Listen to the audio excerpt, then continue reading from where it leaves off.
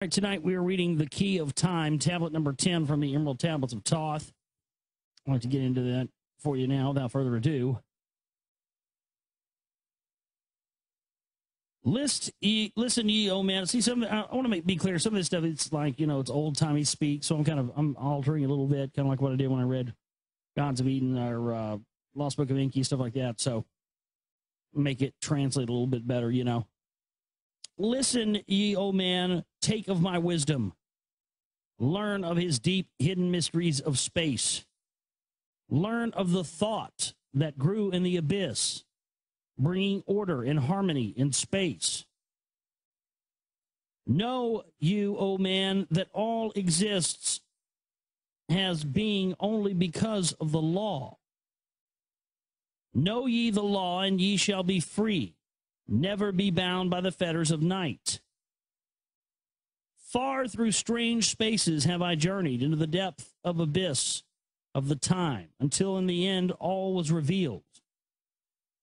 Know ye that mystery is only mystery, when it is knowledge unknown to man. When ye have plumbed the heart of all mystery, knowledge and wisdom will surely be yours. Seek you and learn that time is the secret, whereby you may be free of this space. Time is the secret whereby you may be free of this space. Yeah, or learning that time is an illusion and a construct that we create and is created by our brains.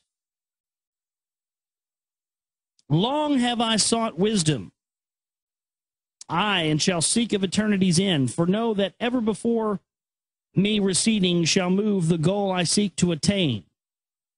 Even the lords of the cycles know that they have not yet reached the goal.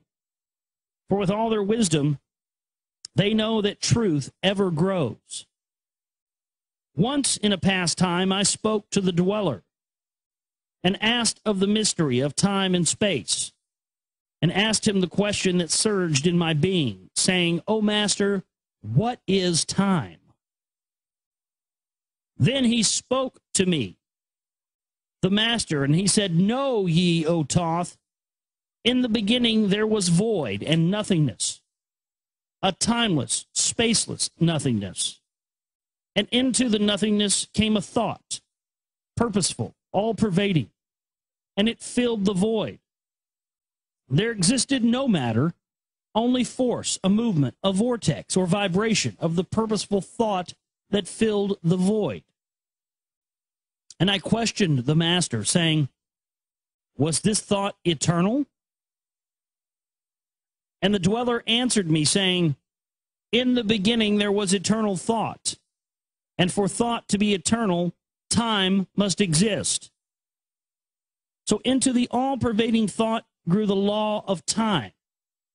Aye, time which exists through all space, floating in a smooth, rhythmic movement that is eternally in a state of fixation. Time changes not, but all things change in time. For time is the force that holds events separate, each in its own proper place.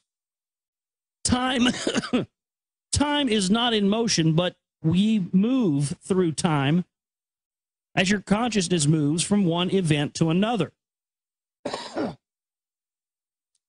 Yes, my time yet exists all in all, an eternal one existence. Know ye that even though in the time ye are separate, yet still are one in all times existence. Then the voice of the dweller ceased, and departed I to ponder on time. For I knew that in these words lay wisdom, and a way to explore the mysteries of time. Often did I ponder the words of the dweller, then I sought to solve the mystery of time. I found that time moves through strange angles, yet only by curves could I hope to attain the key that would give me access to the space-time. Found I that only by moving upward, and yet again by moving to a right angle, could I be free from the time of the movement. Forth I came out of my body, moved in the movements that changed me in time. Strange were the sights I saw in my journeys, Many the mysteries that open to view. I saw man's beginning, and learned from the past that nothing is new. Seek ye, O man, to learn the pathway that leads through the spaces that are formed forth in time. Forget not, O man, with all of thy seeking, that light is the goal ye shall seek to attain. Search you for the light on the pathway, and ever for you the goal shall endure. Let not your heart ever turn to darkness. Let light shine, and the soul shall be a sun on its way. Know ye that eternal brightness, yea, that you shall ever find thy soul hid in light, never fettered by bondage or darkness, ever it shines forth a sun of the light. Yes, know though hidden in darkness, your soul, a spark of the true flame, exists. Be ye one with the greatest of all lights. Find at the source the end of thy goal. Light is life, for without the great light nothing can ever exist. Know that in all formed matter the heart of light always exists. Aye, even though bound in the darkness, inherent light always exists. Once I stood in the halls of Amenti and heard the voice of the lords of Amenti, saying in tones that rang through the silence, words of power, mighty and potent. Chanted they the songs of the cycles, the words that open the path to beyond. I saw the great path open and looked for the instant into the beyond. I saw the movements of the cycles, vast as the thought of the source could convey.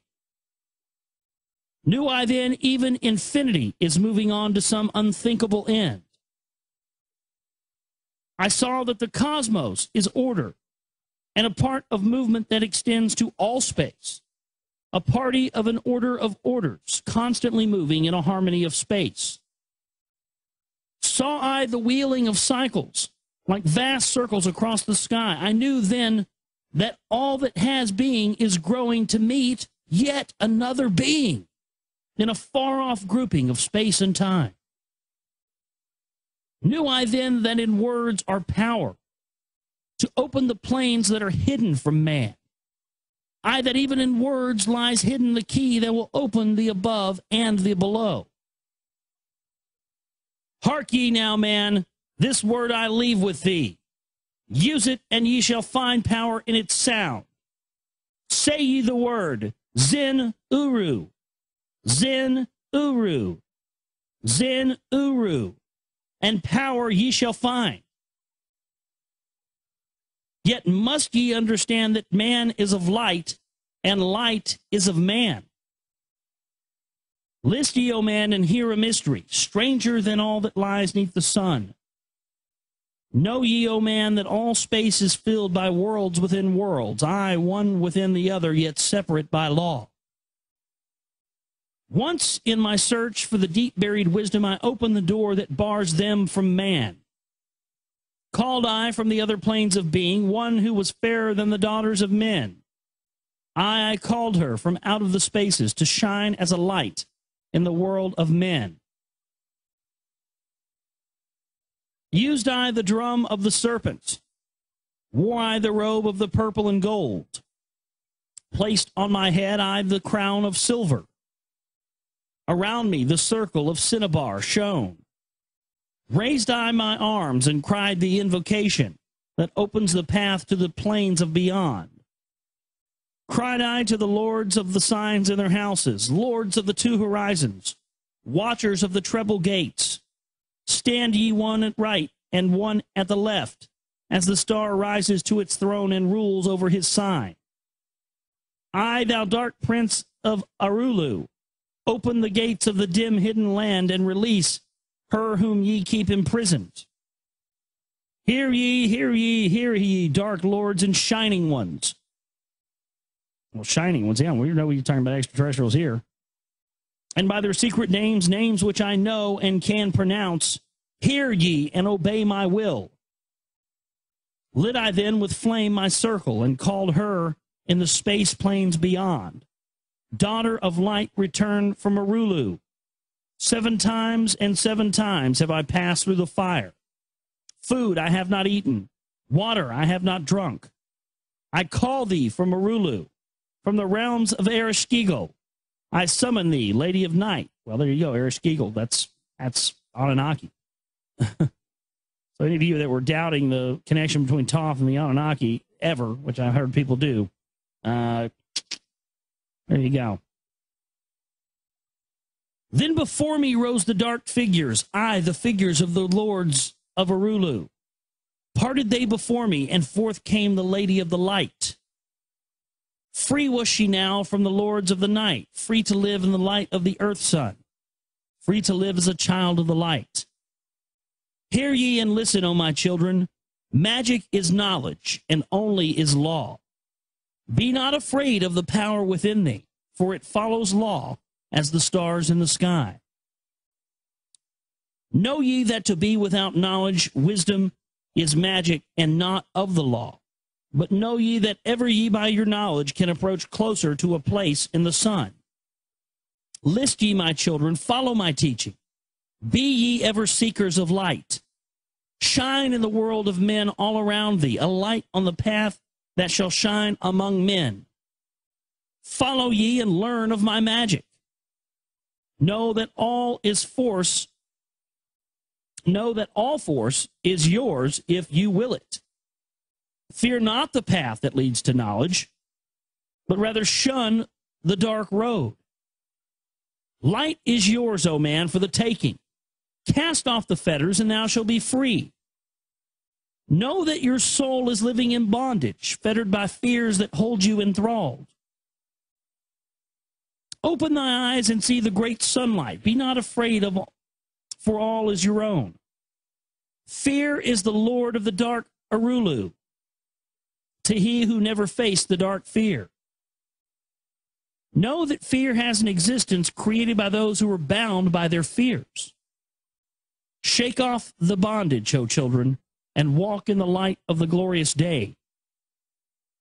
Never turn your thoughts to the darkness, and surely you shall be one with the light.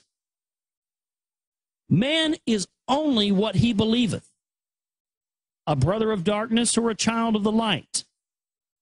Come through into the light, my children. Walk in the pathway that leads to the sun. Hark ye now and listen to the wisdom. Use thou the word I have given unto thee. Use it, and surely thou shalt find power and wisdom, and light to walk in the way. Seek thee and find the key I have given, and ever shalt thou be a child of the light.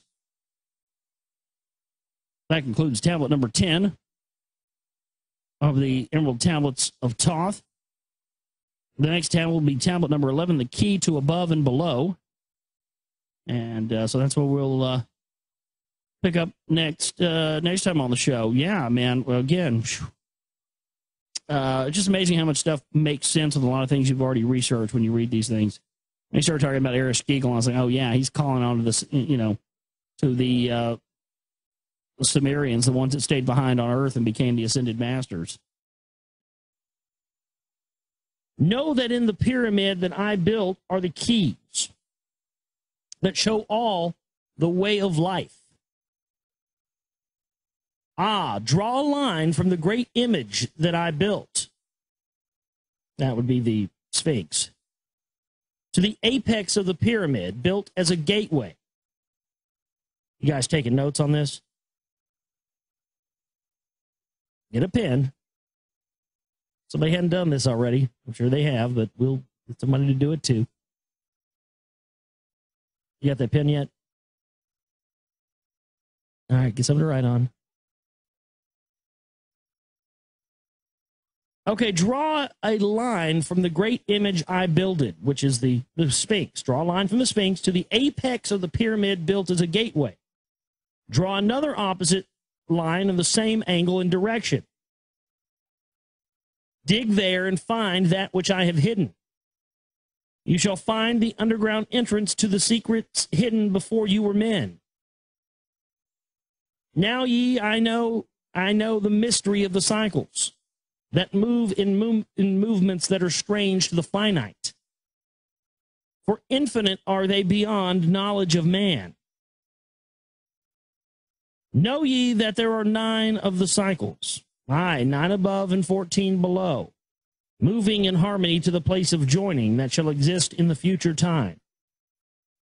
Know you that the lords of the cycles are units of consciousness sent from the others to unify this with the all. Highest are they of the consciousnesses of all the cycles working in harmony with the law. Know that they in time will all be perfected, having none above and none below, but all one in a perfected infinity, a harmony of all in the oneness of all. Emerald Tablets of Thoth, number 12, the law of cause and effect, the key of prophecy. Listen, you, O man, to the words of my wisdom. Listen to the voice of Thoth, the Atlantean. Conquered have I the law of time, space. Knowledge have I gained of the future of time. Know I that man in his movement through space-time shall ever be one with the all. Know ye, O man, that all of the future is an open book to him who can read. All effect shall bring forth its causes, as all effects grew from the first cause. Know you that the future is not fixed or stable, but varies as cause brings forth an effect. Look in the cause, and thou shalt bring into being, and thou shalt surely see that all is effect. So, O man, be sure that the effects that you bring forth are ever causes of more perfect effects. Know that the future is never in fixation, but follows man's free will as it moves through the movements of time-space toward the goal where a new time begins. We just played Free Will there by Rush, and I hadn't read that. That's pretty interesting. I'm going to read that again. That was some good stuff. So, O man, be sure that the effects that you bring forth are ever causes of more perfect effects. I like that. Know you that the future is never in fixation, but follows man's free will as it moves through the movements of time-space towards the goal where a new time begins. Man can only read the future through the causes that bring the effects. Seek you within the causation, and surely you shall find the effects. Listen, O man, while I speak of the future, speak of the effect that follows the cause. Know you that man in his journey lightward is ever seeking escape from the night that surrounds him, like the shadows that surround the stars in the sky.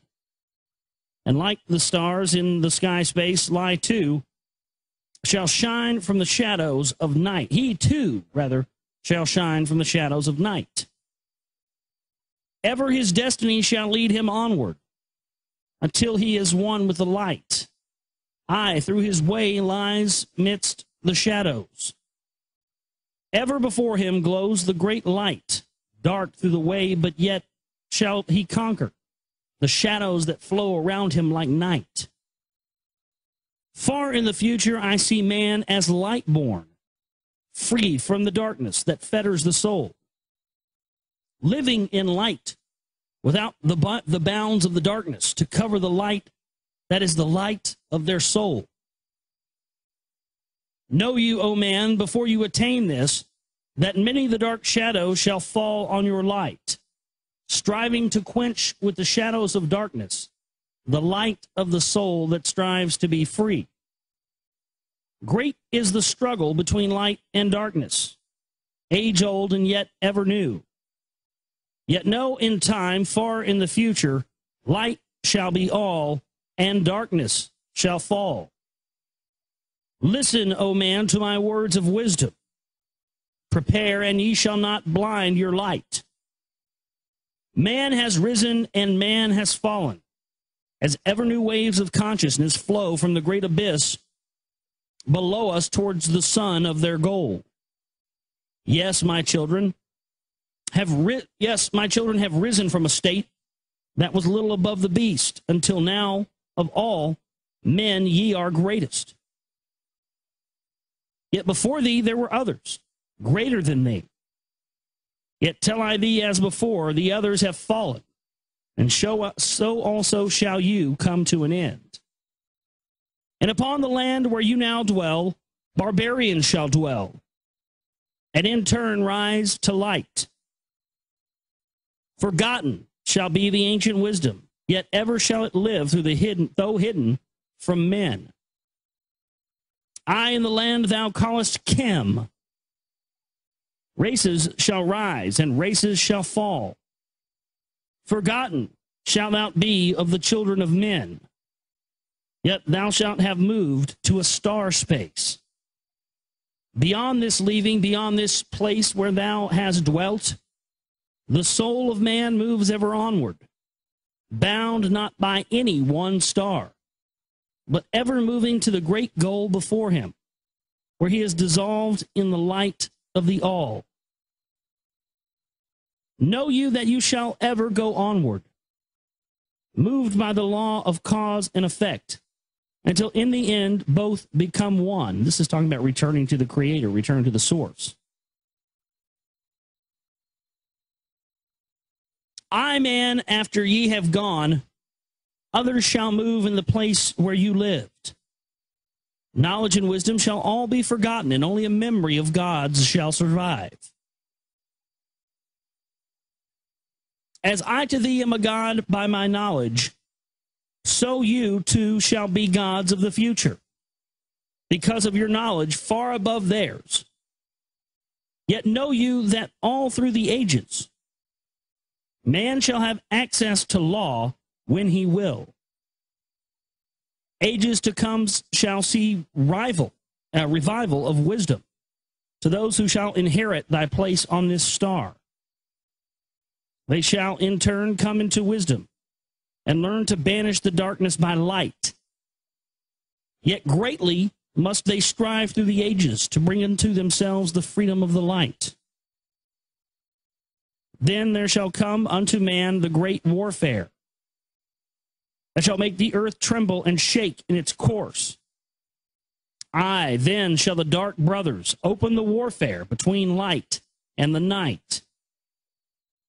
When man again shall conquer the ocean and fly in the air on wings like the birds, implying that we once all had the ability to fly,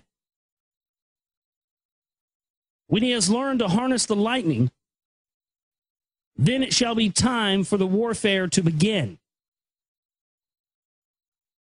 Great shall the battle he twixt the forces, great the warfare of darkness and light. Nations shall rise against nation, using the dark forces to shatter the earth. Talking about nuclear warfare here, aren't they? Weapons of force shall wipe out the earthman until half of the races of men shall be gone. Then shall come forth the sons of the morning and give their edict to the children of men, saying, O men, cease from thy striving against thy brother. Only thus can you come to the light. Cease from thy unbelief, O my brother, and follow the path, and you know are right. Then shall man cease from their striving, brother against brother and father against son. Then shall the ancient home of my people rise from its place beneath the dark ocean wave. Atlantis is going to re-rise, huh? That's nice to know. But we'll be all too bad we'll all be wiped out to see it, though, right? I don't like the sound of this. This sounds like a threat. Then shall the age of light be unfolded, with all men seeking the light of the goal. Then shall the brothers of light rule the people. Banished shall be the darkness of night. What, the sun worshippers are going to take over? Is that what they're saying here? You know, I don't know if I like the sound of this. This to me sounds like the, yeah, we're aliens. Yeah, we seeded you. And by the way, we're coming back and we're going to run shit again. I don't know if I like that. You know, that whole edict of be careful of, the regime, the tyrannical regime that you kick out, because 99% of the time it gets replaced with something that's even worse than what you're kicking out. Yeah. I, the children of men, shall progress onward and upward to the great goal. Children of light they shall become. Flame of the flames shall their souls ever be. Knowledge and wisdom shall be man's in the great age, for he shall approach the eternal flame, the source of all wisdom, the place of beginning, that is yet one with the end of all things. Aye, in a time that is yet unborn, all shall be one, and one shall be all. Man, a perfect flame of this cosmos, shall move forward to a place in the stars. I shall move even from out of this space-time into another, beyond the stars. Long have you listened to me, O my children. Long have you listened to the wisdom of Thoth. Now I depart from you into darkness. Now go I into the halls of Amenti, there to dwell in the future, when light shall come again to man. Yet know ye, my spirit shall ever be with thee, guiding thy feet in the pathway of light. Guard you the secrets I leave with thee, and surely my spirit will guard you through life. Keep your eyes ever on the pathway to wisdom. Keep the light as your goal evermore. Fetter not your soul in bondage of darkness. Free let it wing in its flight to the stars. Now I depart thee to dwell in Amenti. Be thou my children in this life and in the next. The time will come when ye too shall be deathless, living from age to age, a light among men. Guard ye the entrance to the halls of Amenti. Guard ye the secrets I have hidden among ye. Let not the wisdom be cast to barbarians. Secret shall thou keep it for those who seek light. Now I depart. Receive thou my blessing. Take thou my way and follow the light. Blend thou your soul in the great essence. One with the great light, let your consciousness be. Call on me whenever you need me. Use my name 3 times in a row. Chequadet, Aurelec, Velamides. It's like fucking Beetlejuice, Beetlejuice, Beetlejuice. That's always nice. Say the fucker's name 3 times and he appears. That doesn't make me, I don't know. That doesn't make me comfortable.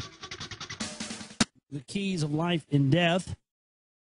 Good stuff, man. I mean, I'm really enjoying the read of this. What was the one I had? I had a request by somebody to read one next. I don't know how you say the Kybalion,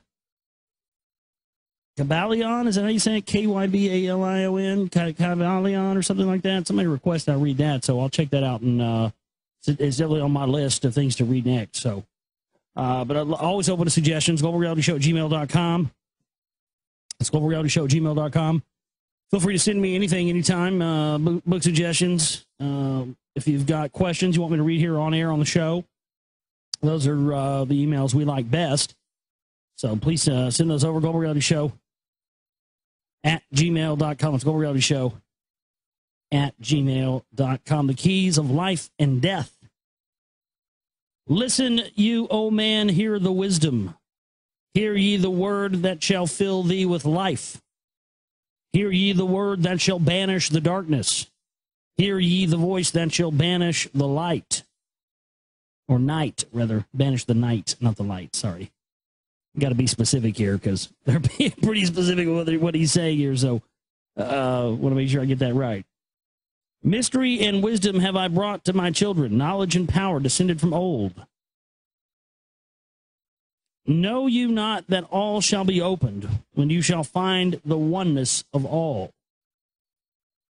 One shall you be with the masters of mystery, conquerors of death, and masters of life. Aye, you shall learn of the flower of Amenti, the blossom of life that shines in the halls. In the spirit shall you reach that halls of Amenti, and bring back the wisdom that liveth in the light. I mean, am I the only one that thinks every time he says that, he says something he's talking about? He sounds like a dimethyltryptamine trip. It just sounds to me like DMT. You know? As soon as you figure out you've got the most powerful hallucinogenic substance known to man inside your body, all of us do, and it's found on most things existing on this planet, you'll go into the halls of Menti and be one with the light. Yeah, you sure as fuck will. You know, you see those guys sitting cross-legged on the yoga mat saying they're high on life? You better believe it, buddy. Now you know what the fuck they're talking about. It does, though. Sounds like Thoth's about to fucking a fucking battle line or something. Some fucking pure fucking human grade DMT. In spirit, you shall reach that halls of Amenti and bring back the wisdom that liveth in the light. Know you that the gateway to power is secret. Know you that the gateway to life is through death. Aye, through death, but not as you know death, but a death that is life and is fire and is light. Desireth thou to know the deep hidden secret? Look in your heart where the knowledge is bound. Know that in you the secret is hidden, the source of all life and the source of all death. There you go. It's talking about your pineal gland. Yeah. Source of all life and all death. There it is. The gateway into the non-material dimensions. There you go. Listen ye, O man, while I tell you the secret, and reveal unto thee the secret of old. Deep in earth's heart lies the flower, the source of the spirit that binds all in its form. Or know ye that the earth is living in a body, and thou art alive in thy own formed form? The flower of life is as thine own place of spirit, as your own place of spirit, and it streams through the earth as you flow through your form, giving of life to the earth and its children, renewing the spirit from form unto form. This is the spirit that is form of thy body, shaping and molding into its form. Know you, O man, that thy form is dual, balanced in polarity while formed in its form. Know that when fast on thee death approaches, it is only because thy balance is shaken. It is only because one pole has been lost. Know that the secret of life in Amenti is the secret of restoring the balance of poles. All that exists has form and is living because of the spirit of life in its poles. See you not that in earth's heart is the balance of all things that exist and have being on the face of the earth? The source of thy spirit is drawn from earth's heart. For in thy form thou art one with the earth. When you have learned to hold your own balance, then you shall draw on the balance of the earth. You shall then exist while earth is existing, changing in form only when earth too shall change. Tasting not of death, but of oneness with this planet, holding your form until all things pass away. Listen, O man, while I give the secret, so that you too shall not taste of change. 1 hour each day you shall lie with your head pointed to the place of the positive pole, north. 1 hour each day your head shall be pointed to the place of the negative pole, south. While your head is placed to the northward, hold your consciousness from the chest to the head.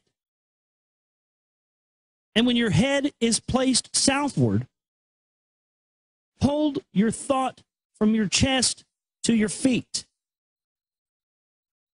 Hold you in balance once in each 7, and your balance will retain the whole of its strength. Aye, if you be old, then the body will freshen, and the strength will become yours as of a youth's. This is the secret known to the masters, by which they hold off the fingers of death. Neglect not to follow the path that I have shown. For when you have passed beyond years to 100, to neglect, it will mean the coming of death. Hear you my words and follow the pathway. Keep thou thy balance and live on in life. Hear ye, O man, and listen to my voice. Listen to the wisdom that gives thee of death. When at the end of thy appointed work, thou may desire to pass from this life. Pass to the plane where the sons of the morning live and have become children of the light. Pass without pain and pass without sorrow into the plane where there is eternal light. First, lie at rest with your head to the eastward. Fold your hands at the source of the life, the solar plexus. Place your consciousness in the life seat. Whirl it and divide it to north and to south. Send thou the one out toward the northward. Send thou the other out to the south. Relax thou their hold upon thy being. Forth from thy form will thy silver spark fly, upward and onward to the sun of the morning, bleeding with light at once with its source. There it shall flame till desire shall be created, then shall return to a place and a form. Know you, O men, that thus pass the great souls, changing at will from life unto life. Thus ever passes the avatar, willing his death as he wills his own life. Listen, O man, drink of my wisdom. Learn you the secret that is the master of time. Learn you how those that you call masters are able to remember their lives of the past. Great is the secret, yet easy to master, giving to thee the mastery of time. When upon you death fast approaches, fear not, but know that you are a master of death. Relax the body. Resist not with tension. Place in thy heart the flame of your soul. Swiftly, then sweep it to the seat of the triangle. Hold for a moment, then move to the goal. This, your goal, is the place between your eyebrows, your pineal gland. The place where the memory of life must hold sway. Hold thou your flame here in the brain seat until the fingers of death grasp your soul. Then, as you pass through the state of transition, surely the memories of life shall pass too. Then shall the past be as one with the present. Then shall the memory of all be retained. For you shall be free from all retrogression. The things of the past shall live in today. Powerful stuff there. Wow. I think we might be almost done with this. Pretty close. The next one is, I guess, tablet 14. Supplementary. We'll get into that next time on the broadcast. Wow. Yeah, so I guess there we just learned how to basically keep ourselves from aging by laying facing the north and the south. Wow. Yeah. Yeah, definitely make a note of that one. I think we all need to go back and re-listen to that, including me. Take notes on that one. Shit. Sounded like some deep info right there. I love it, man. I really enjoyed that. I really enjoy reading this stuff with you guys. Listen ye, O man, to the deep hidden wisdom. Listen to the world since the time of the dwellers, lost and forgotten by men of this age. This is the supplementary, by the way. Emerald Tablets of Thoth. Know you that this earth is but a portal, guarded by powers unknown to man. Yet the dark lords hide in the entrance that leads to the heaven-born land. Know you that the way to the sphere of Arulu is guarded by barriers opened only to light-born man. Upon earth, I am the holder of the keys to the gates of the sacred land. Command I, by the powers beyond me, to leave the keys to the world of man. Before I depart, I give you the secrets of how you may rise from the bondage of darkness. The bondage of darkness, from what I understand in this, is the soul being trapped in the material body. That's what the darkness is our soul is shadowed and kept in darkness by the body that entraps it.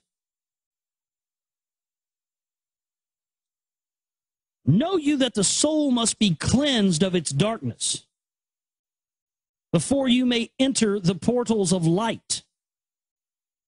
Thus I established among you the mysteries, so that the secrets may always be found.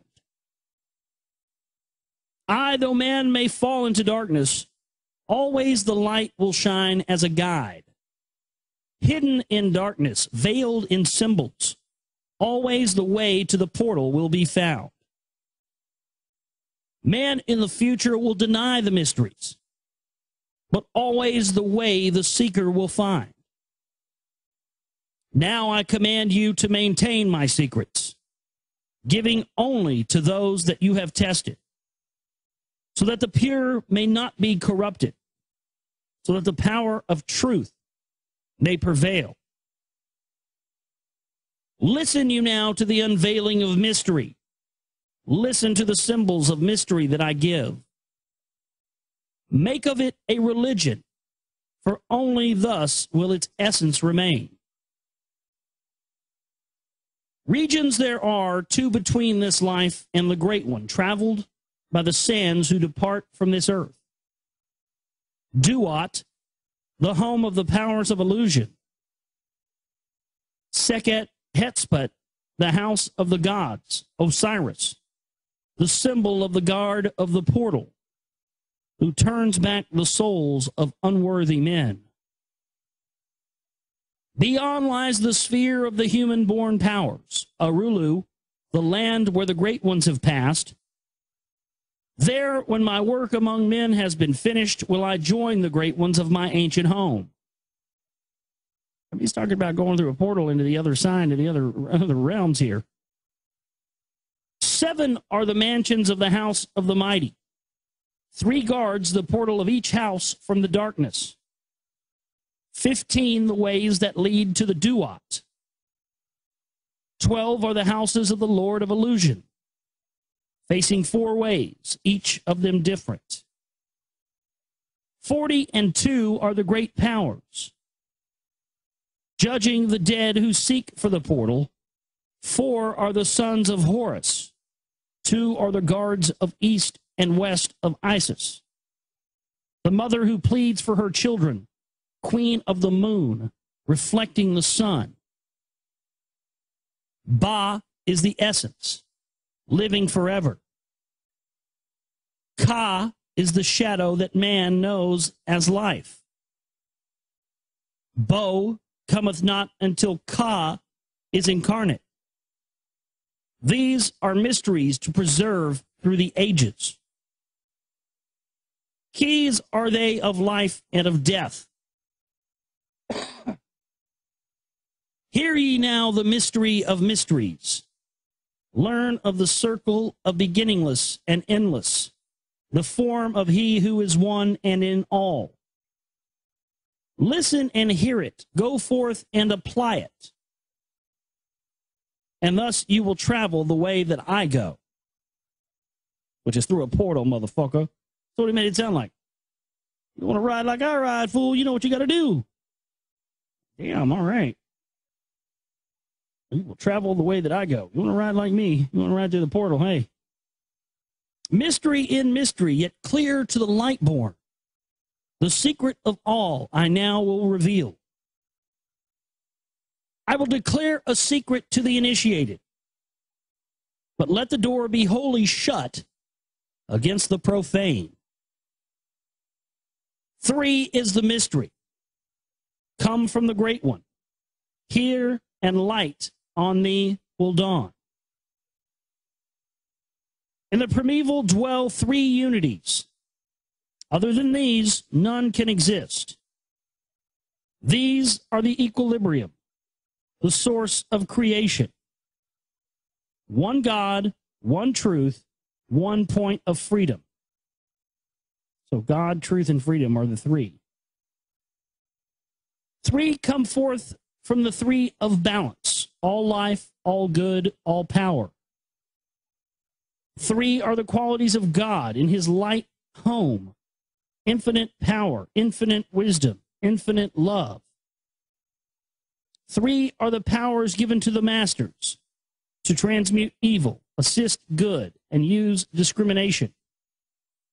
3 are the things inevitable for God to perform: manifest power, wisdom, and love. 3 are the powers creating all things: divine love, possessed of perfect knowledge; divine wisdom, knowing all possible means; divine power, possessed by the joint will of divine love and wisdom. 3 are the circles or the states of existence: the circle of light where dwells nothing but God, and only God can traverse it; the circle of chaos where all things by nature arise from death; the circle of awareness where all things spring from life. All things animate are of 3 states of existence: chaos or death, liberty in humanity, and felicity of heaven. 3 necessities control all things, beginning in the great deep, the circle of chaos, and plenitude in heaven. 3 are the paths of the soul: man, liberty, and light. 3 are the hindrances: lack of endeavor to obtain knowledge, non-attachment to God, and attachment to evil. In man, the 3 are manifest. 3 are the kings of power within. 3 are the chambers of the mysteries, found yet not found in the body of man. Hear ye now of he who is liberated, freed from the bondage of life into light. Knowing the source of all the worlds shall be open. Aye, even the gates of Arulu shall not be barred. Yet heed, O man, who wouldn't enter heaven? If ye be not worthy, better it be to fall into the fire. Know ye that the celestials pass through pure flame at every revolution of the heavens, and they bathe in the fountains of light. Listen you, O man, to this mystery. Long in the past, before you were man-born, I dwelled in the ancient Atlantis. There in the temple I drank of the wisdom, poured as a fountain of light from the dweller. Give the key to ascend to the presence of light in the great world. Stood I before the Holy One, enthroned in the flower of fire. Veiled was he by the lightnings of darkness, else my soul by the glory would have been shattered. Forth from the feet of his throne like a diamond rolled forth 4 rivers of flame from his footstool, rolled through the channels of clouds to the man world. Filled was the hall with spirits of heaven. Wonder of wonders was the starry palace. Above the sky, like a rainbow of fire and sunlight, were formed the spirits. They sang the glories of the Holy One. Then from the midst of the fire came a voice. Behold the glory of the first cause. I beheld that light high above all darkness. Reflected in my own being, I attained, as it were, to the God of all gods, the Spirit Son, the sovereign of the sun spheres. There is one, even the first, who hath no beginning, who hath no end, who hath made all things, who govern all, who is good, who is just, who is illuminated, who sustains. Then from the throne there poured a great radiance, surrounding and lifting my soul by its power. Swiftly I moved through the spaces of heaven. Shown was I the mystery of mysteries, shown the secret heart of the cosmos. Carried was I to the land of Arulu, and I stood before the lords in their houses. Opened they the doorway so I might glimpse the primeval chaos. Shuddered my soul to the vision of horror, and shrank back my soul from the ocean of darkness.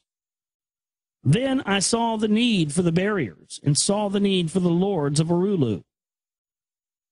Only they, with their infinite balance, could stand in the way of the inpouring chaos. Only they could guard God's creation. Then did I pass around the circle of light. I saw all the souls who had conquered the darkness, and saw the splendor of light where they dwelled. Longed I to take my place in their circle, but longed I also for the way I had chosen.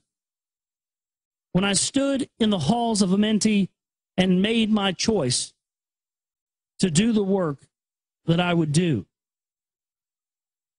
Passed I from the halls of Arulu down the earth space where my body lay. Arose I from the earth where I rested. Stood I before the dweller. I gave my pledge to renounce my great right until my work on earth was completed, until the age of darkness be past. Listen, you, O man, to the words that I shall give you. In them shall you find the essence of life. Before I returned to the halls of Amenti, taught shall you be on the secrets of secrets, and how you too may arise to the light. Preserve them and guard them, hide them in symbols, so the profane will laugh and renounce. In every land form you the mysteries. Make the way hard for the seeker to tread. Thus will the weak and the wavering be rejected. Thus will the secrets be hidden and guarded, held till the time when the wheel shall be turned. Through the dark ages, waiting and watching, my spirit shall remain in the deep hidden land. When one has passed all the trials of the outer, summon you me by the key that you hold. Then will I, the initiator, answer. Come from the halls of the gods in Amenti. Then will I receive the initiate and give him the words of power. Hark ye, remember these words of warning. Come not to me, and bring not to me one lacking in wisdom, impure in heart, or weak in his purpose, or else I will withdraw you from your power to summon me from the place of my sleeping. Now, I've read this somewhere else before on the show about the pure of heart thing. Supposedly, there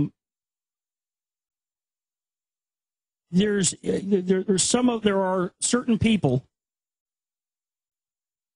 on the planet who have inside of our DNA, we have a code, and that code allows us to go into the temple where the portal is to go to the other side. That's what he's referencing here. The pure of heart, like it knows when you go to this. That's it's kind of like in Raiders of the Lost Ark, you know, when the Nazis open up the Ark of the Covenant, you know, and fucking shit comes out and zaps them. Yeah, that's what it has to do with. Now go forth you and summon my brothers, or summon your brothers, so that I may impart the wisdom of light to the path when my presence is gone. Come to the chamber beneath my temple and eat not food for 3 days until 3 days are past. There I will give you the essence of wisdom, so that with power you may shine amongst men. There I will give unto thee the secrets, so that you too may rise to the heavens. God-man in truth and in essence you be.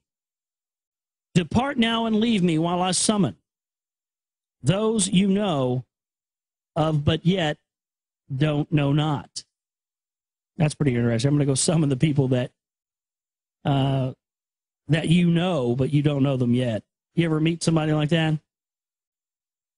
You ever meet somebody you become friends with, you know, for a long time, and you realize that you've always known each other, but you just now found each other in this incarnation? That's real, man. That's happened to me a lot. That's happened to me before a few times. It's pretty interesting when it happens. But you notice how he's saying, you know, encode this stuff in symbols and all the rest. I mean, this is, and so no, this to me is definitely one of the key tablets of secret teachings and ancient knowledge and adeptism. It's a shame that two of the tablets are being kept from us.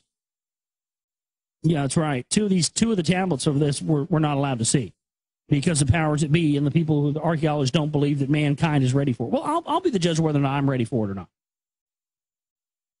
I mean, how about you just not let all the rest of these profane cocksuckers out there see it, and you let Global Reality audience see that, and we'll determine for ourselves if we're ready or not. I think we're ready.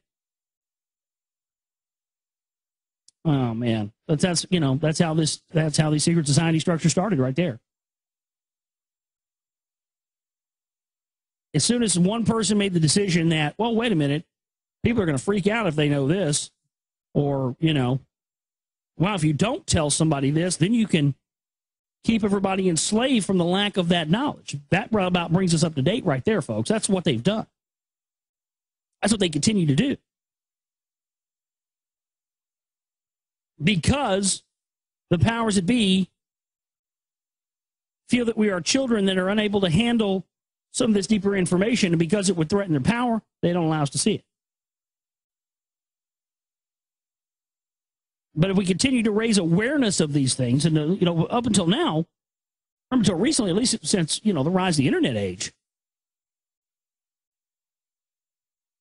you know, very few people have known a lot of these ancient texts even exist. At least now we're in a position to where all this stuff, we can raise awareness of it. Nobody's asking you to change the world overnight, but you have to do something every day, and many hands make light work, you know. And to me, this is one of them. I mean, as soon as you become aware, and I think that's really what the whole credo of my work has become. I didn't expect it to be that way, but my work is really just bringing stuff to the forefront and bringing stuff out to a larger audience that's already been there, you know. But for whatever reason, and you know, with my work into the secret right and all this stuff, now you know what the reason is. So I'm kind of simultaneously exposing the people that are keeping the information from being exposed on a large level, and simultaneously exposing them and exposing the information that they're keeping from us. That's a lot of fun, and it definitely, certainly is going to keep me going on doing this for a long time to come, with the help of the gods, whatever they may be, aliens or spirits or white man in the clouds or whatever have you. I don't know. Yeah. The Secret of Secrets. This is the final tablet of the Emerald Tablets of Thoth. We're going to get into that here for you right now. Now ye assemble, my children, waiting to hear the secret of secrets, which shall give ye the power to unfold the God-man, and give ye the way to eternal life. Plainly shall I speak of the unveiled mysteries. No dark sayings shall I give unto thee. Open thy ears now, my children, and hear and obey the words that I give. First I shall speak of the fetters of darkness, which bind you in chains to the sphere of the earth. Darkness and light are both of one nature, different only in seeming, for each arose from the source of all, Darkness is disorder. Light is order. Darkness transmuted is light of the light. This, my children, your purpose in being. Transmutation of darkness to light. Hear ye now of the mystery of nature, the relations of life to the earth where it dwells. Know ye that you are threefold in nature, physical, astral, and mental in one. 3 are the qualities of each of the natures, 9 in all, as above, so below. In the physical are these channels, the blood which moves in vortical motion, reacting on the heart to continue its beating. Magnetism, which moves through the nerve paths, carrier of energies to all cells and tissues. Akasa, which flows through the channels, subtle yet physical, completing the channels. Each of the 3 attuned with each other, each affecting the life of the body. They form the skeletal framework through which the subtle ether flows. In their mastery lies the secret of life in the body, relinquished only by will of the adept when his purpose in living is done. 3 are the nature of the astral mediator, is between above and below, not of the physical, not of the spiritual, but able to move above and below. 3 are the natures of mind, carrier of the will of the Great One, arbitrator of cause and effect in your life. Thus is formed the threefold being, directed from above by the power of 4. Above and beyond man's threefold nature lies the realm of the spiritual self. 4 is it in qualities, shining in each of the planes of existence, but 13 in 1, the mystical number. Based on the qualities of man are the brothers. Each shall direct the unfoldment of being. Each channel shall be of the Great One. On earth, man is in bondage, bound by space and time to the earth plane. Encircling each planet, a wave of vibration binds him to his planet of unfoldment. Yet within man is the key to releasement. Within man may freedom be found. When you have released yourself from the body, rise to the outermost bounds of your earth plane. Speak you the word Dor-e-Lila, Dor-e-Lila. Then for a time your light will be lifted. Free may you pass through the barriers of space. For a time of half of the sun, 6 hours, free you may pass the barriers of the earth plane and see and know those who are beyond you. Yes, to the highest worlds you may pass. See your own possible heights of unfoldment. Know all earthly futures of soul. Bound are ye in your body, but by the power you may be free. This is the secret whereby bondage shall be replaced by freedom for you. Calm, let your mind be at rest. Let your body be. Conscious only of freedom from flesh. Center your being on the goal of thy longing. Think over and over that thou wouldst be free. Think of this word, La-il-Ganover. La-il-Ganover. And over in thy mind let it sound. Drift with the sound to the place of your longing, free from the bondage of flesh by your will.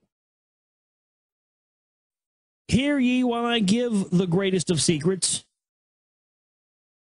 how you may enter the halls of Amenti and enter the place of the immortals as I did, and stand before the lords in their places. Lie down and rest your body. Calm your mind so that no thought disturbs you. Pure must you be in mind and in purpose, else only failure will come unto thee. Vision amenti, as I have told in my tablets. Long with a fullness of heart to be there. Stand before the Lord's in your mind's eye. Pronounce the words that I give you. Pronounce them mentally inside of your head. Mekut el shab el hal serbin el zabot zin efron quar el. That sounds like fucking Hebrew. Thoth is giving out Hebrew. Now that's just wonderful. That should tell you something right there. Relax thy mind and thy body. Then be sure your soul will be called. Now I give you the key to Shambhala, the place where my brothers live in the darkness. Darkness, but filled with the light of the sun. Darkness of earth, but light of the spirit guides you when my day is done. Leave thou your body as I have taught you. Pass to the barriers of the deep hidden place. Stand before the gates and their guardians. Command thy entrance by these words. I am the light. In me is no darkness. Free am I from the bondage of night. Open thou the way of the 12 and the 1, so I may pass to the realm of wisdom. When they refuse you, as surely they will, command them to open by these words of power. And these words of power are, I am the light. For me, there are no barriers. Open, I command, by the secret of secrets. Adam, El, Ahim, Sabur, Zu, Adam. Then if thy words have been truth of the highest, open for thee the barriers will fall.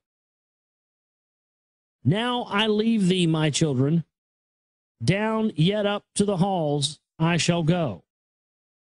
Win you the way to me, my children, and truly my brothers you shall become. Thus finish I my writings. Keys let them be to those who come after, but only to those who seek my wisdom. For I am only for these am I the king and the way. You always got to love that. It's always, I think some fascinating stuff in these tablets, and I'm glad we read them. But when it's all said and done, it still kind of feels like,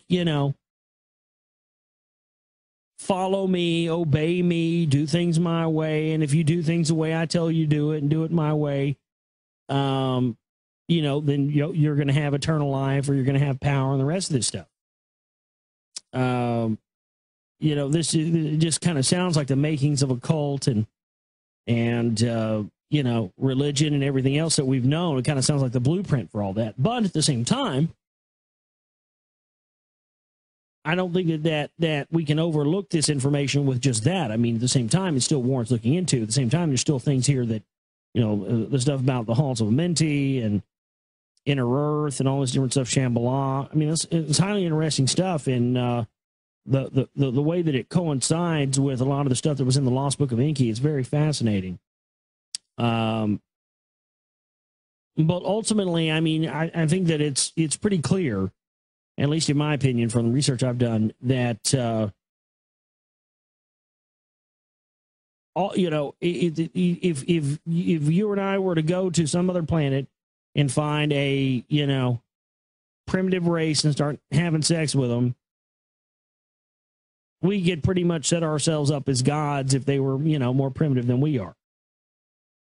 And that's what all these guys did. They went around, when the earth was so big and they had free reign. They went all over the earth setting themselves up as gods, because on their planet, allegedly, they it was very difficult to get that kind of power. Everybody was subservient to the power structure. So here they are, you know, given free reign on a new planet and a new species. And, you know, as above, so below. What happens when, you know, you get a little power? Everybody wants to be a god, you know, or starts fancying themselves gods and the rest of this. So, interesting.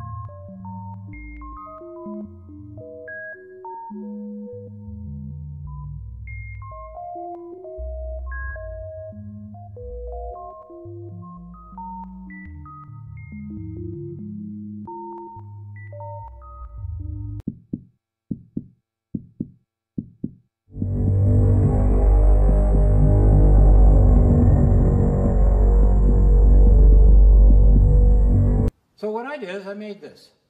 And what I did is I put those triangles on here, like that.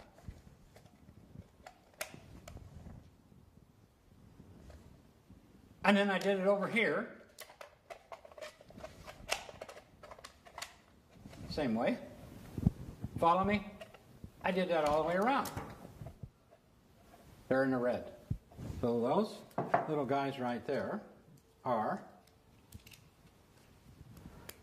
that kite.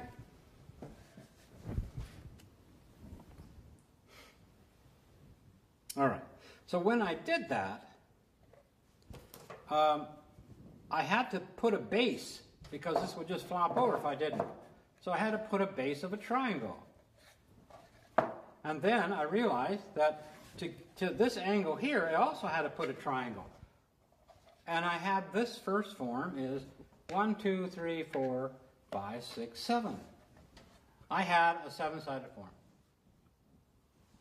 But The problem was is I didn't want this. I wanted equal surfaces. And these three were equal, and these four were equal, but they weren't equal together. I wanted the same surface area here as I had here, and you can see that it isn't. But I liked it. It was an attempt, right? It's an attempt to get to this. So what I did is I made a couple of those and put them together just to see. I had no idea what this is, and of course this is, it's not in the books. I put three of them together, and I realized that on the inside had a triangle, tetrahedron. So I made a tetrahedron that would fit in there.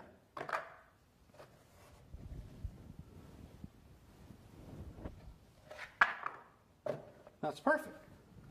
No matter where I put it in, it fills that hole. Then I put the other one on top, and I have a tetrahedron with a tetrahedron on the inside like this. That's called a dual, and that right there is geometrically been discovered thousands of years ago. All based on 7. No one ever thought of taking a tetrahedron apart like that and having it that size. This form has never been on the planet before. So it is new, and it has a relationship with every one of us that lives here, from the time we're born until the time we die. So sacred geometry is very important because this was discovered artistically, and this was discovered through sacred geometry. So everyone asks, what is sacred geometry? Sacred geometry uses 3 tools, and here they are: a straight edge, a compass, and a pencil. That's all I used to find this form. This form has 7 equal surface areas. Exactly. So, this affects every single person on the planet. And this can change, bring a new consciousness to you if you understand it. And you will after this lecture, because I'm going to explain it thoroughly. All right, so let's start with sacred geometry. This is how I discovered the geometry based on this form. So this form comes from 3 stars. Here's one star. The other star, just so that you can see exactly where they are. Now, you're going to say, well, how does this come out of here?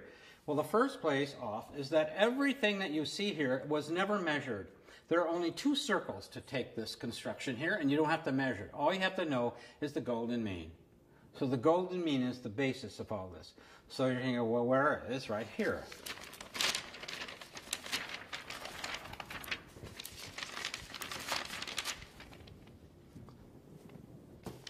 I take that, and I put it together, and there's your 7-sided form. I took the triangle here that's at the top and the triangle that's at the bottom, and I started to move these down. I started to move these down like this.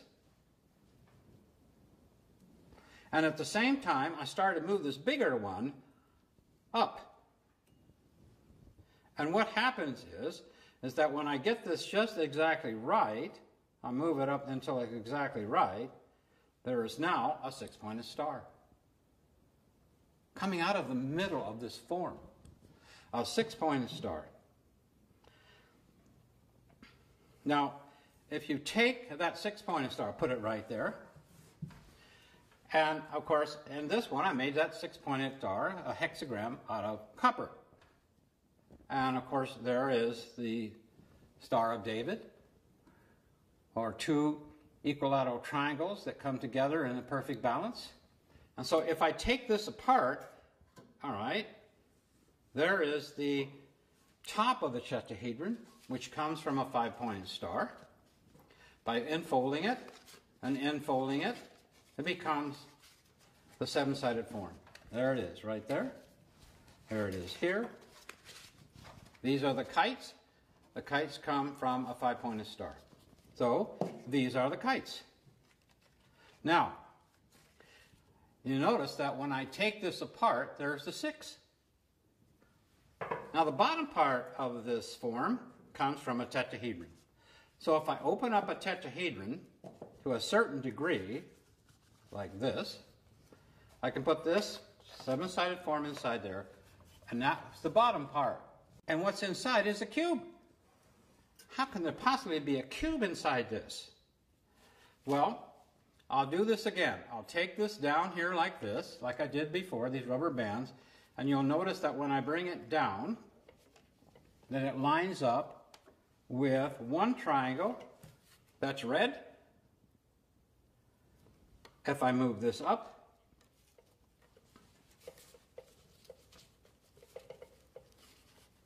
like I did before, until it gets to that same point where the first star hit, I now have the six-pointed star in red. Now you'll notice that there is a cube in the middle of that star. So how did I possibly get that? Well, I took a hexagram, again, the middle. I made it the same size. As you can see, it's the same size. Here, here, all the way around.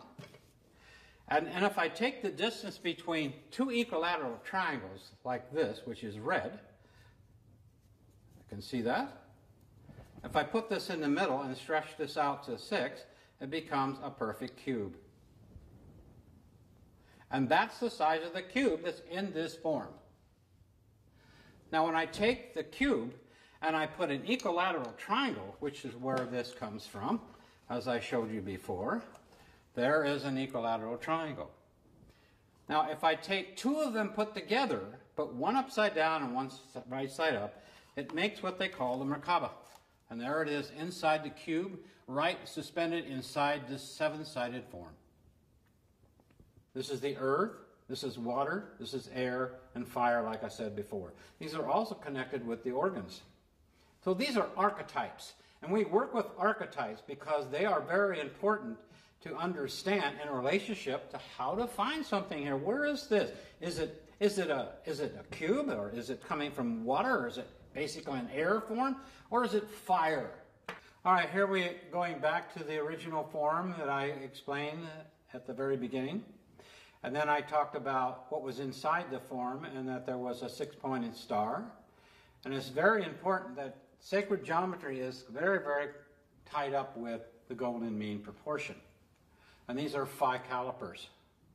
And so one of the things that you should realize is that when this comes up here to make the six-pointed star, there's a certain point where it goes, and it goes right to the golden mean.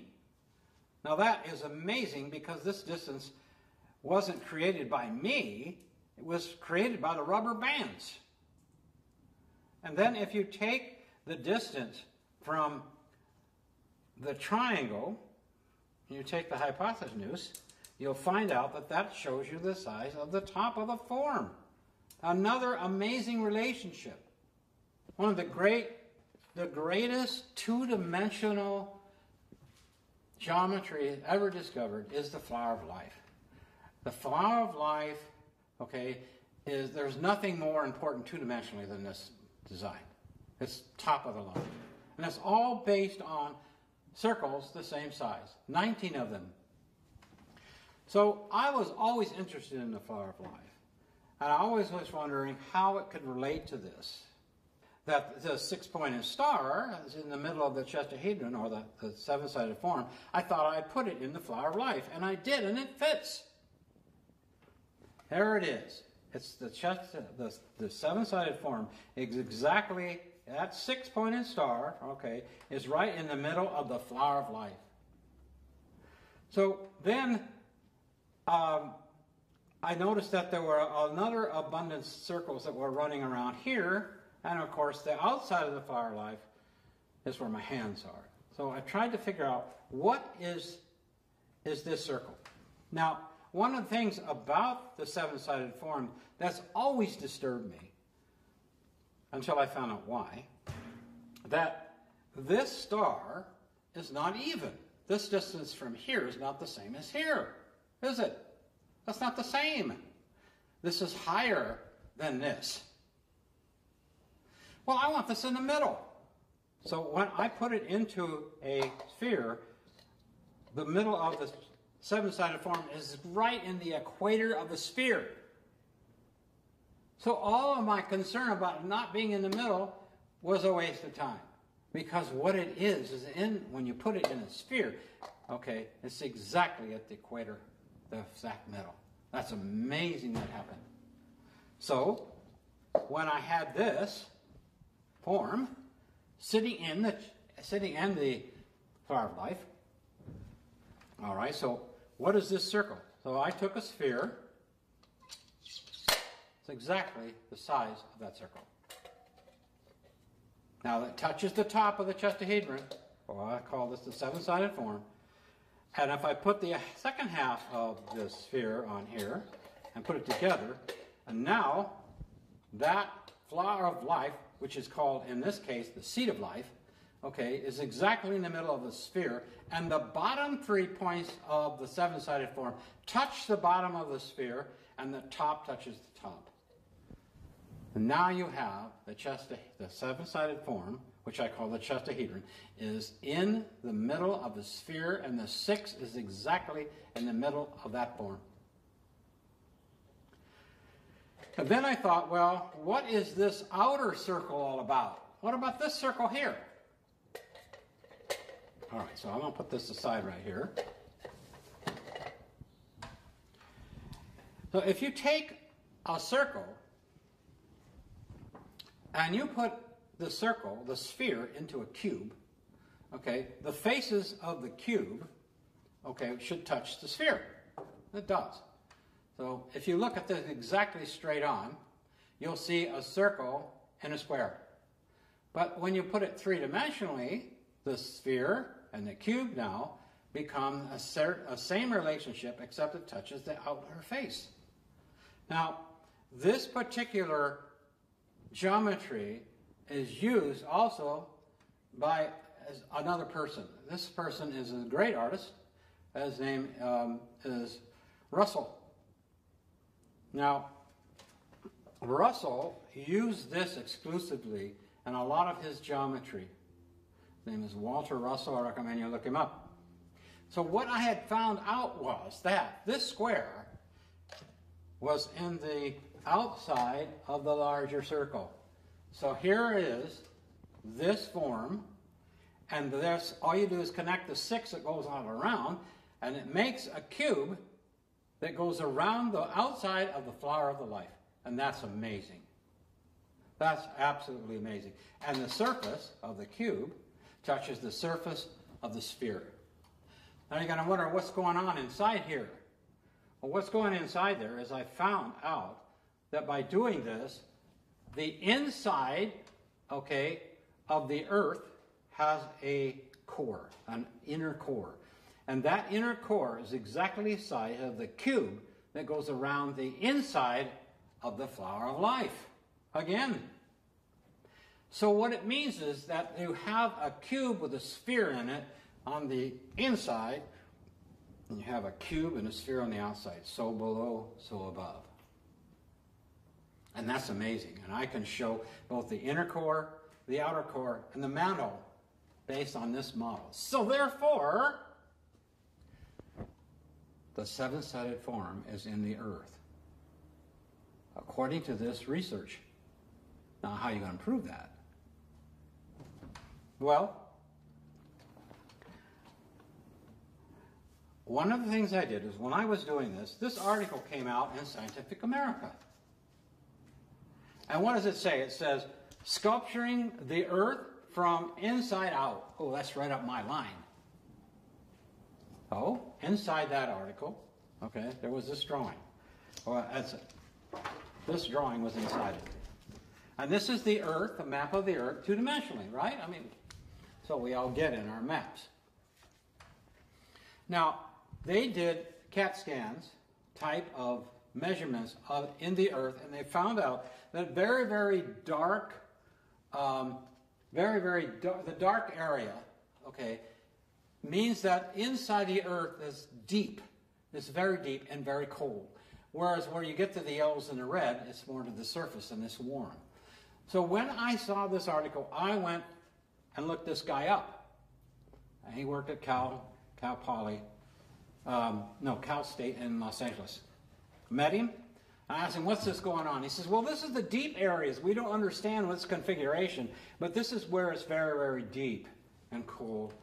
And I said, well, what does that mean? He said, we have no idea. So I thought, well, I wonder if this has anything to do with what I found in the earth. So I took this form and I laid it out flat. I can lay it out flat just like they did. And so I did. And I found out that this is the way that the seven-sided form fits into the earth.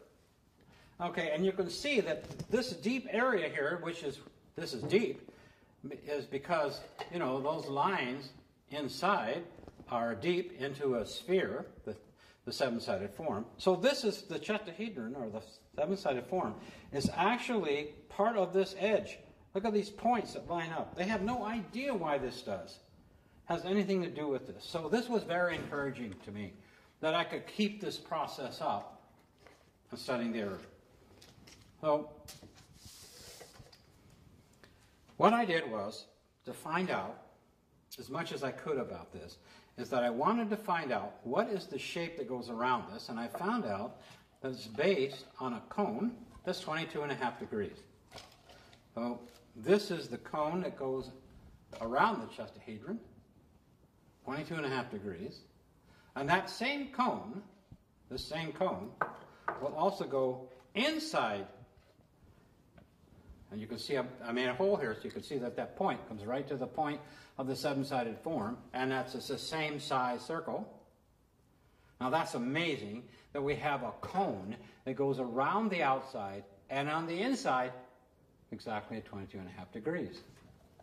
So if I take this out of here, you'll find out that this is from the same cone.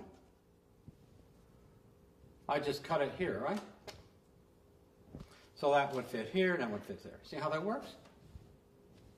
So if I take this, and I put it in a sphere, and I take this, and put it in a sphere, there it is. I can take this one, and I can drop it into that hole, which is exactly the size of the cone. I can drop it in there, and it has a little point, needs to be a little more, but there is a cone within a cone. So what I have found is that there is a ring around here that's very wide, but down here, the ring is the same size as the top. So when you see pictures of the aurora borealis, you'll see that the top and the bottom are the same size. Now they can't explain that. The scientists can't explain that. And so what is happening here is that at the top, the aurora borealis goes around between this ring and this ring. It makes an oval. But down here it doesn't do that. It doesn't ever make an oval, and the aurora borealis can go into that space, whereas the top, the aurora borealis never goes into this space. Never. This is always dark with the oval of aurora borealis. This is always more or less lit, but dark on the outside. This is the only explanation that anybody has come up to why that happens. So what I see is the aurora borealis comes in from the top, like this. There's an oval here. It comes into the top right here. That's why it's always black. When it reaches this point, it crosses over into this, and that lights this ring up, and then it comes back up. So the aurora borealis that you're seeing is energy not coming into there, it's just leaving. Now that's very interesting. And that's very interesting. It's made from the same cone. Same cone.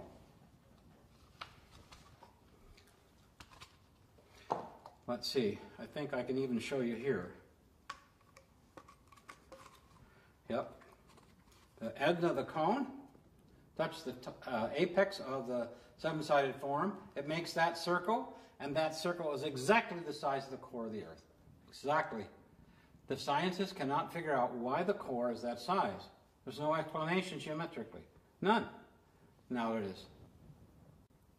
And that's also part of the flower of life. Another reason why this is so, the sacred geometry is so, so important. There it is. Here it is here. I'll end you by showing you this.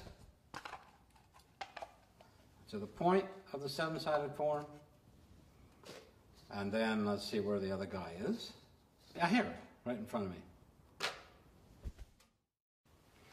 I'd like to show you something that has to do with the flower of life. I'm going to go back to that. The flower of life has 19 circles.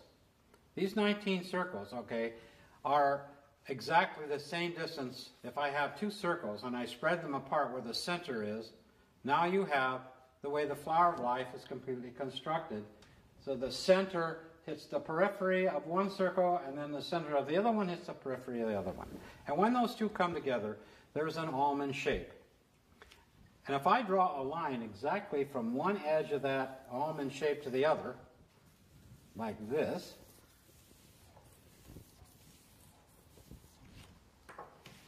now you see that the red line is exactly between the two circles that are interrelated. That distance is the square root of 3. Perfect. Just like you saw in the cube. So, if you try to remember this, I'm going to put this aside, and then I'm going to show you that inside the heart, there is a loop.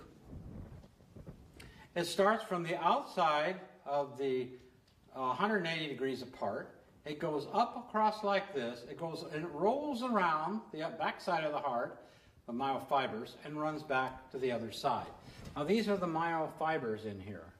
Now I have not seen the research on what exactly it's supposed to do, but this is what it looks like. So where does that come from?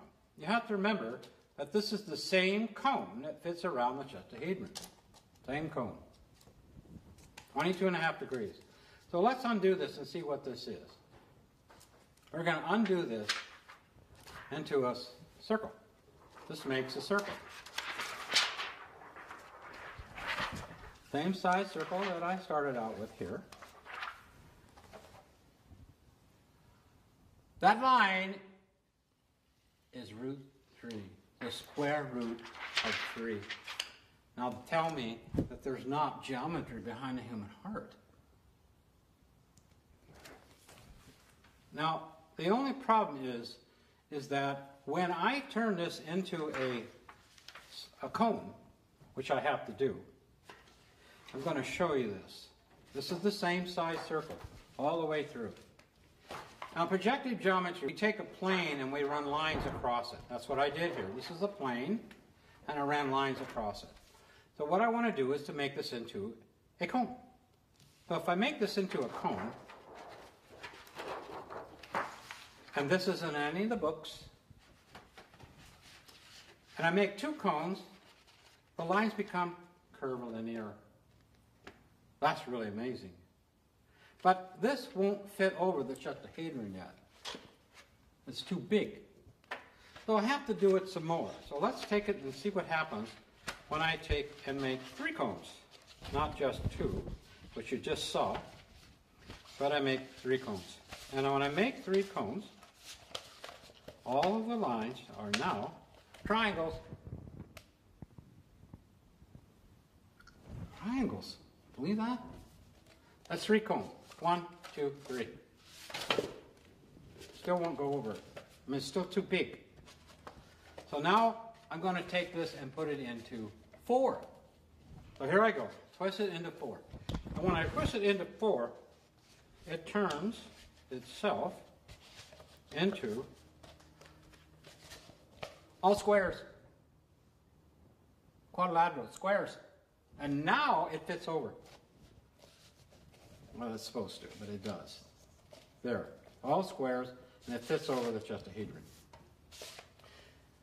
Well, the problem with this is that the heart has 8 layers of myofibers. 8. This one has 4. So what that means is there's got to be 2 of these. 2 cones at 22.5 degrees, 4 each, which equals 8. So, what do we do about that? Well, I know I could get 4 out of this, and I know I can get 4 out of this. There's 4 cones, there's a cone in here that's 4, and a cone in here that's 4, and if I put them together and twist them together, they're 8. So, what I did was I put that into paper, and I made a spiral. And the reason I made this a spiral, because the research on the myofibers of the human heart, there are 8 layers. And there is an illustration of those 8 layers that you will see of the myofibers. And you will see that the myofibers go around and tuck into here. And so what this is a vortex. Look, and there's one on the back too. So what I decided to do, well, let's see how this all works. So if I take and start to make the cone, and I paper clip it together like this, that is 22.5 degrees, which you saw when I did the plastic. So if I roll this around like this, I will get 4 layers when I come to the middle or the end of the first circle. And where's the end? Right there. See that line right there? That's the end. That makes 4 circles. Makes 4 cones. 1, 2, 3, 4. So, that's great. So now what I do is I take the other end and do the same thing. So I'll put the paper clip here. It doesn't unfold. There's the midpoint. In other words, this will make 1 circle. Look at this. Make sure that this is lawful. See how that makes 1 circle? Okay, so what I do is I'm going to roll this around, do the same thing. Put a paper clip here to hold it together, and as I go around, I now have 2 cones, 4 each, 1 for the red and 1 for the blue blood. But that's not the way it is. This has to be inside there. All right. So if I cut this, I can put this cone, I can put it in here. But then it just slips right out. That's the heart. Heart is really, really combined. So I kept looking at this and looking at this and looking at this, and what I found out was that all I had to do, okay, was to do this. I take this paper clip off. So what I did now, I just rolled it, continued to roll in the same direction. And so what happened was, I got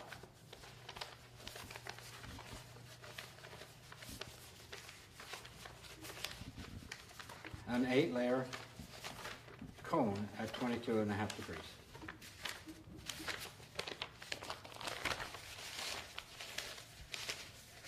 The answer to the myofiber problem.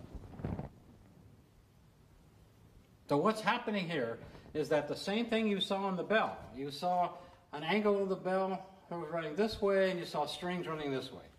Okay, so when you look at the human heart, the outside of the heart, okay, the myofibers go in the top to the bottom, like this. So as you undo it, okay, the more you undo it, the less the angle is created here. So you notice how it's getting less an angle? And then, when you get to the middle, it's straight across. So now what has to happen is that they have to go from the bottom up in the opposite direction. So let's happen. If we continue to go, let's see what happens. They're still pretty flat, because that's the midpoint. Now look what they're doing. They're starting to go up in the opposite direction. And now look how much steeper they are, completely opposite, like the bell. The lines are completely the opposite, and there is the last cone is completely opposite. That's a major discovery about the human heart. Here we go again. We put the chestahedron now, which we know this belongs in the chest, we put it into edges again, like we did before, which one when you spin turns into a bell. Now, what I did was I split all the lines in half. Okay, so this is one line, this one line, but I cut them in half. And so I want to separate them. And when I separate them, remember, this is a 7-sided form. And if I separated it, okay, it takes a little while. I can separate all the lines and I get this form, and this one. So here we have, geometrically, as a symbol, the beat, the rhythm. Boom, boom, boom, boom. Okay, that's one thing you can look at here. And then what's so amazing is that the other two are spinning in opposite directions.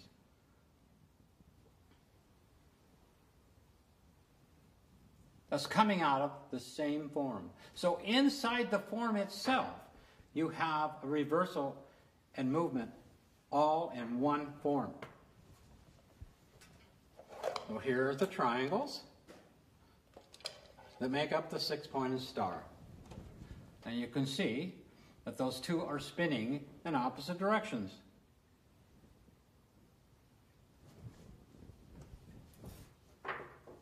Another indication that we have a reversal of the heart moving to the right and moving to the left. Two vortexes. One of the main things that we need to look at here is that this is not the shape of our heart. My heart doesn't look like this. So I had to go into to find out how to make a geometric form organic. So this is how I did it. I put this into lines again, and I dipped it in soap, and I blew a bubble. And inside this form, there is a bubble, and this is what it looks like.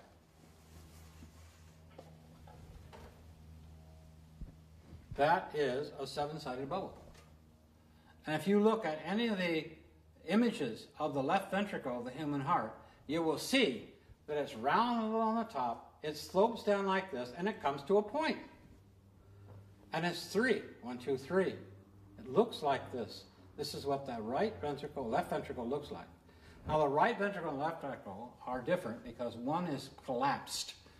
The right side of the heart is a collapsed vortex. This is a vortex that I can put into a vortex machine. Now, what happens is this part of the heart is accelerating the vortex, and this part is deaccelerating. So this is slowing down, and this is speeding up. Again, that the heart is a perfect balance between acceleration and deacceleration. So, this is really how the bubble looks when it is in the cube.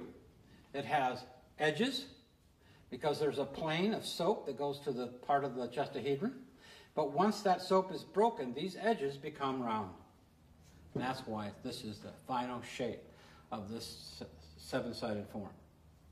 Now, I put this form into a vortex, and then I tilted the form at 36 degrees, because I knew that's what angle it sits in the heart, that sits in the body, how the heart, at 36 degrees approximately. And I found out that the vortex goes around this form, okay, and distorts the vortex. So I put it in there, I put the bell in first, and I put it inside the vortex, 36 degrees, and then I filled in all of the spots that the vortex was taking, and this is what it looks like. That is the other vortex, as they're exactly the same size as the red one. It's upside down. So if you look at that, that is right there, the right ventricle. This is the left ventricle. This is the right ventricle. And this space right here, if you fill this up with sand and pour it out, and you fill this up with sand, it's the same amount of sand. And you can see that if you look at any of the heart research, you can see that where this joins, where the right and the left join, it has that curve. And it goes a little bit beyond the edge here. And that's exactly what the vortex is doing. It doesn't just end on this line right here. It kind of overlaps it a little bit. Just like the real heart that you see in a human being. One of the things I discovered is when I put it into a cube I divided the cube into 16 squares. And therefore, I found out where these corners hit. So if I knew where these corners hit, then I knew that if I went from this cube up to the corner or to the center of the cube, I could find out where this form is coming from, geometrically. So what I did is I took that point and I ran it up to here, and I found out, okay, that it is a tetrahedron. This is a tetrahedron that has turned. And as soon as it turns 1 hair of a degree, it becomes a 7-sided form. Absolutely. Now between here and here, let me rip this turn around here. That should be root 3. That should be root 3. And so this inside a cube would be the transition from this to this to this. And that looks like this. And of course this one looks like that. And this one looks like a tetrahedron. But here's what we've got to do. We've got to get these into minimum surfaces. Now minimum surfaces, that's what this is. This is minimum surface. This is a bubble. Now, what minimum surface is all about is every geometric form is trying to become a sphere. Every one of them. Because the geometric form doesn't hold enough volume, okay, for its surface area, how much surface area it has, as the sphere does. So it's bowing out, trying, I want to be a sphere, kind of like that. So this is a minimum surface, okay, of this. Okay, so here's the minimum surfaces, right there.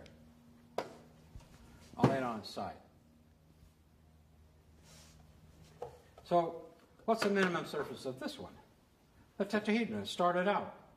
Because this will indicate to us what's going on in this transition. This is a tetrahedron in minimum surfaces.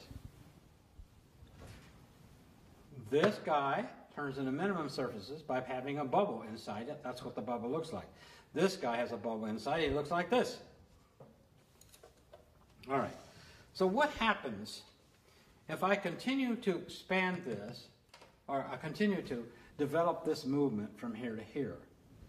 And what happens is that the 7-sided form becomes 6. It turns into a 6-sided form. So, from a tetrahedron to the tetrahedron turns into a cube. Believe it, it turns into a cube. What we've got is we've got a tetrahedron to the tetrahedron to the hexahedron. This is the healthy heart. It's a balance between a tetrahedron and a cube. And you know that the tetrahedron fits into a cube. And it's the balance between this guy and this guy right in the middle. So I have found out exactly what happens between here and the cube. Imagine that. I found out how this becomes a cube. Here it is. It is now turning into a cube. So that this is becoming a square. So is this, so is this, so is this, so is this, so is this. So because when this starts to move down, it all turns into squares. So this is the first sign of congestive heart failure. This is what it appears in its size, and it's all in scale. Everything you see here is in scale. But what happens is that the valve at the top, which is the mitral valve, is starting to become a smaller triangle because these triangles are expanding like this. They're all expanding at the same rate all the way around. But when this one expands here, this starts to move down and it eventually becomes a point. And that point becomes 6. So once the heart becomes 6, you're in big trouble. It's called congestive heart failure, and the next thing is how many deaths are coming from the heart getting in this configuration are unbelievable in our United States.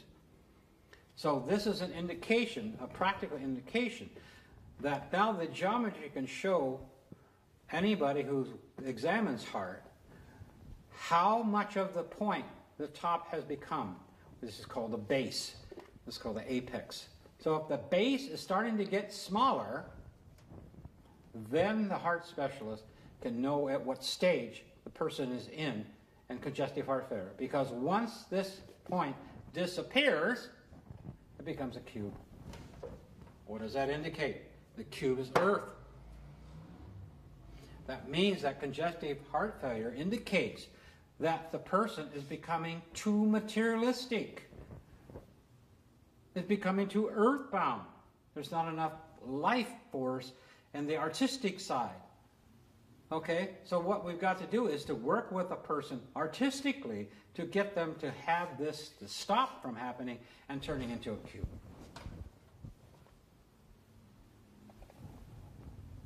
That affects everyone on the planet. That is what's so important about this form. I found this in a thrift store, but it really reminded me of the Law of Life in the Hypercube. And as you can see, it kind of does remind you of the Tree of Life. You see the bottom part.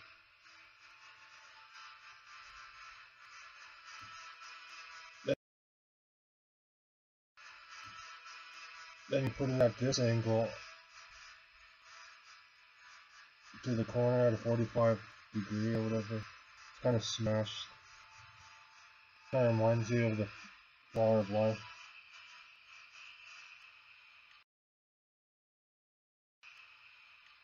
And then it's like cymatics. The Chaldean figures are in one dimension. See, there's 8 slopes. So you need that to make like a stable 3D figure by combining 2 sounds with the superposition of 2 waves, making a 3D form.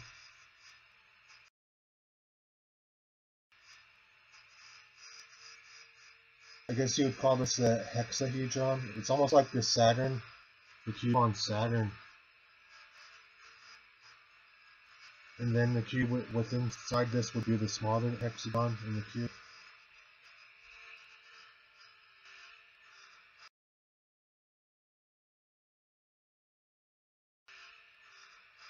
See, it kind of looks like interlaced. Reminds me of this cymatic pattern of the crystal lattices.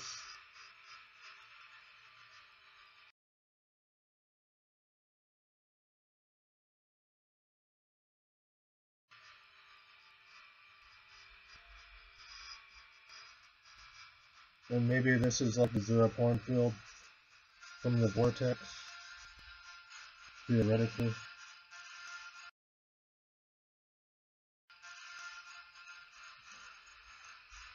I found this, it's my mom's, it reminded me almost like the technology for the Stargate.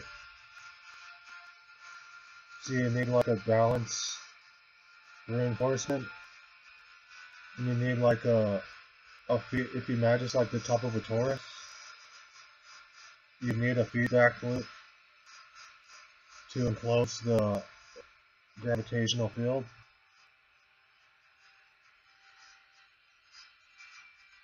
And then the same thing right here. This is an earring that belonged to my auntie.